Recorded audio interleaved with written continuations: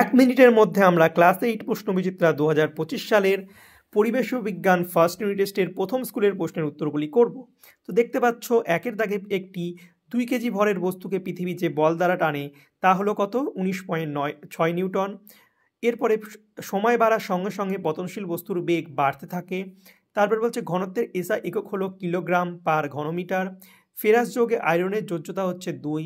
আর প্রদত্ত কোন পদার্থটি খোলা হয় উদ্ধপারিত হয়, তো সেটা হচ্ছে সোডিয়াম ক্লোরাইড। আর চাপ সমান সমান কি বল বাই ক্ষেত্রফল, তো এটা একদম সত্য। এসআইতে তড়িৎ আধানের একক হচ্ছে কুলম্ব। আর তাপের সুপরিবাহী ও তড়িতের কুপরিবাহী একটি অধাতুর নাম হচ্ছে হীরক বাহিরে। আর H13 এবং H24 পরমাণু দুটির মধ্যে সম্পর্ক হচ্ছে আইসোটোন, কারণ এদের নিউটন সংখ্যা সমান হবে।